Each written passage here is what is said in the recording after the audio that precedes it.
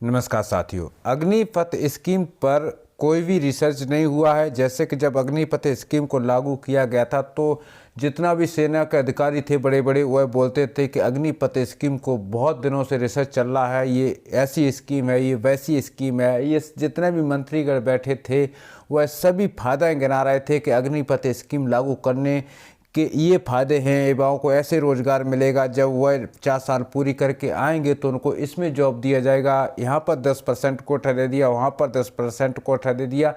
कहने का मतलब ये है कि ये सरकार की सबसे बड़ी चाल थी और सबसे बड़ा धोखा था, और सच्चाई तो कुछ और थी जो अभी निकल के सामने आ रही है।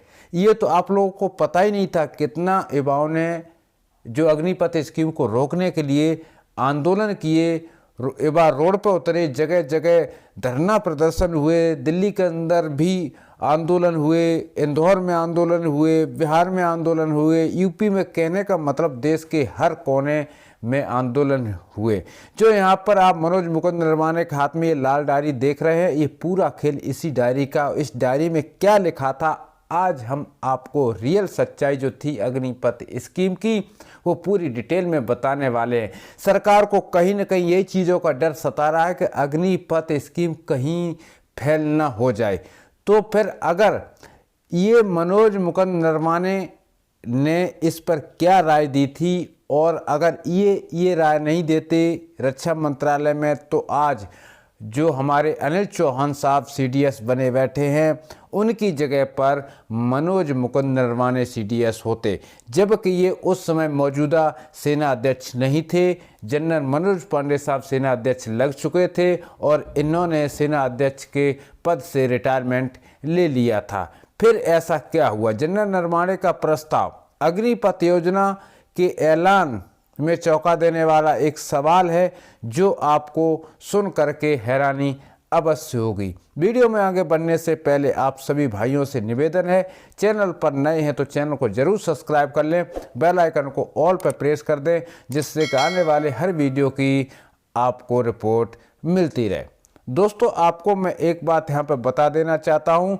पूर्व सेना प्रमुख जनरल मनोज नरवाने ने अग्निपथ योजना को लेकर बड़ा खुलासा किया। उन्होंने कहा कि सैनिक जो अभी हैं उन्होंने सिर्फ अफसरों के लिए ये एक बैठक की नियुक्ति की थी कि जो शॉर्ट कमीशन वाले सेना के अंदर अधिकारी आते थे उनके लिए उन्होंने टूर ऑफ ड्यूटी का प्रस्ताव दिया था, और उन्होंने एक बाकायदा फाइल में पूरे उसके जो रीजन्स थे, उसके जितने बेनिफिट्स थे, उसके जितने लॉस थे, सभी लॉस जनरल मनोज पांडे साहब ने पीएम मोदी के समक्ष एक लाल डायरी रखी गई थी। आखिर उस लाल डायरी में क्या राज था, और लाल डायरी की वजह से ही अगर बात करूं तो इसमें एक जो हमारे सीडीएस बिपिन रावत जी थे उनका हेली क्रैश हुआ था, और कहा जाता है कि उनकी उस हेली में उनकी पत्नी और उन दोनों के एक साथ डेथ हो गई थी, उस हेली में शहीद हो गए थे।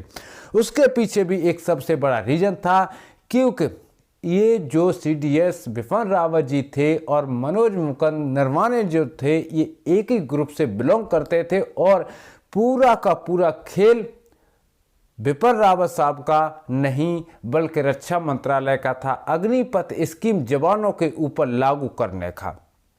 जबकि जनरल मनोज पांडे साहब नहीं चाहते थे कि अग्निपथ स्कीम जवानों के ऊपर लागू हो, और उन्होंने रूल बनाया था टूर ऑफ ड्यूटी का अधिकारियों के ऊपर लागू हो, चाहे वो एयरफोर्स का अधिकारी हो, चाहे वो नेवी का अधिकारी हो, या फिर आर्मी का अधिकारी हो।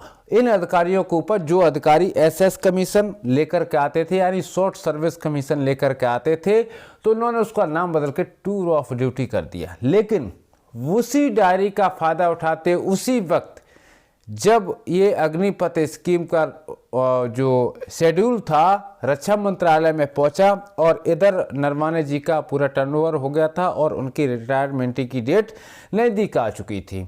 जब रिटायरमेंट की नज़दीक डेट आ गई है तो उस समय 2022 में अग्निपथ स्कीम का निर्माण होता है टूर ऑफ ड्यूटी की जगह, यानी सैनिकों की जगह जवानों को, जो हमारे अधिकारियों के लिए लागू होना था वो किसके ऊपर कर दिया? जवानों के ऊपर कर दिया। और वो लाल डायरी जनरल मनोज मुकुंद नरवाने ने जनरल मनोज पांडे को हैंडओवर टेकिंग में दे दिया।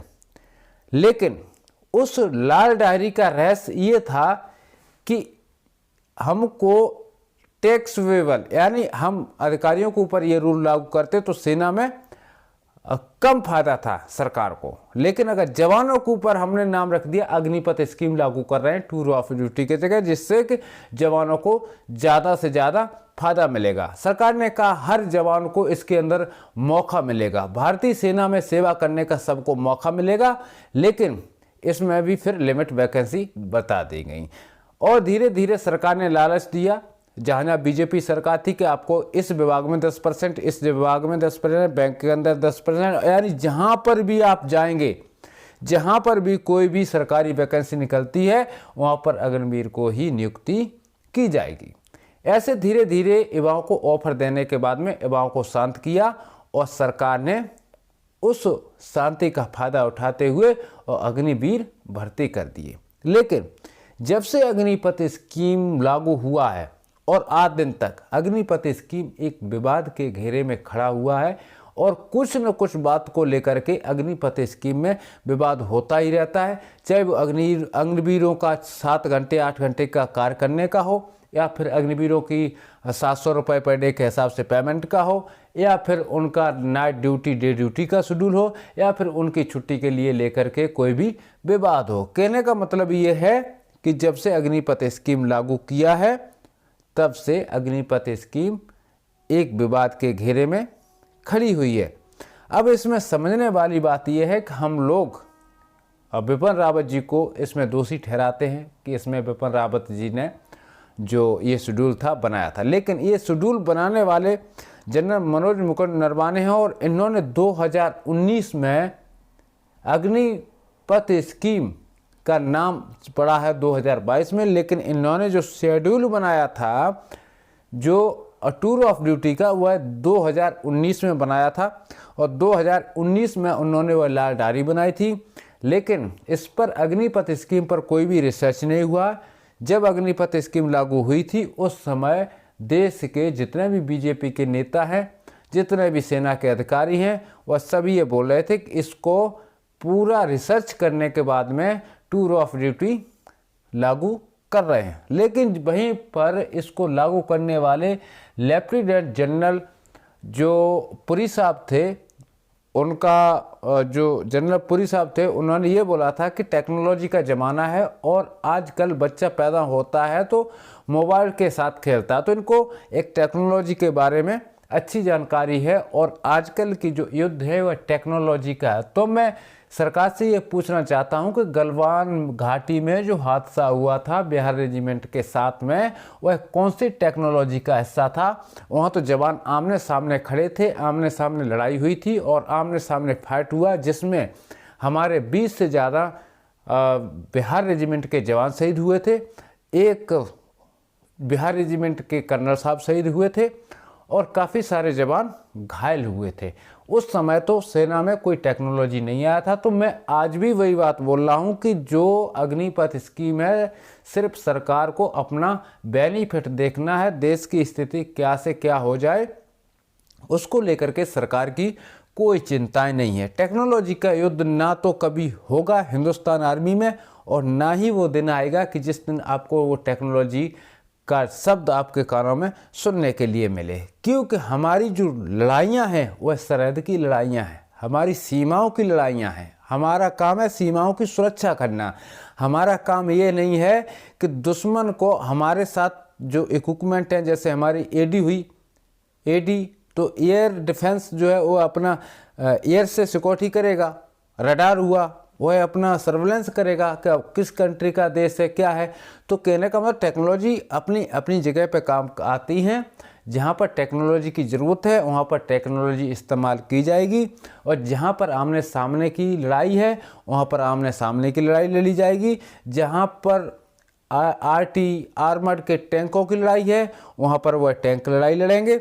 लेकिन बात अगर करें कि मोबाइल से हम कौन सी लड़ाई लड़ सकते हैं, तो हम कोई चाइना तो है नहीं जो हम कोरोना जैसे वायरस का आविष्कार कर सकते हैं और पूरे वर्ल्ड को उसके शिकंजे में ले सकते हैं। तो कहने का मतलब ये है, ये सिर्फ केंद्र सरकार ने देश के साथ में गद्दारी की है, युवाओं के साथ में बहुत बड़ा छलावा किया है। सच्चाई तो ये है कि अग्निपथ स्कीम पर कोई भी शेड्यूल पहले से बना नहीं था, कोई भी रिसर्च अग्निपथ स्कीम पर पहले से हुई नहीं थी।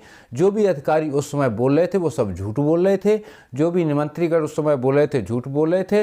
ये tour of duty only for SS commission, जो सेना के अंदर अधिकारी रैंक से आते हैं उनके लिए टूर ऑफ ड्यूटी के प्रावधान थे, उन्हीं का शेड्यूल था। लेकिन ये अग्निपथ स्कीम अचानक से मोदी सरकार ने ऐसे टपका दी जैसे कि उड़ता विमान क्रैश हो जाए और कब आकर के ज़मीन पर गिर जाए।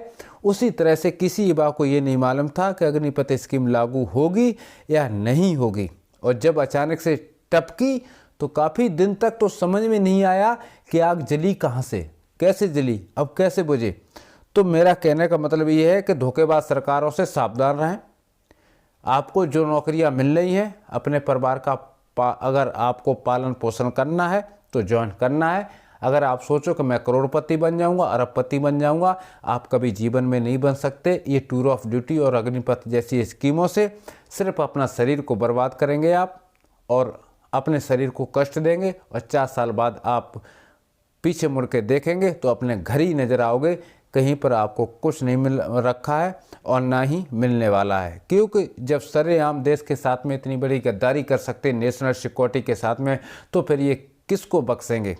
इस वीडियो में साथियों फ़िलहाल इतना ही है।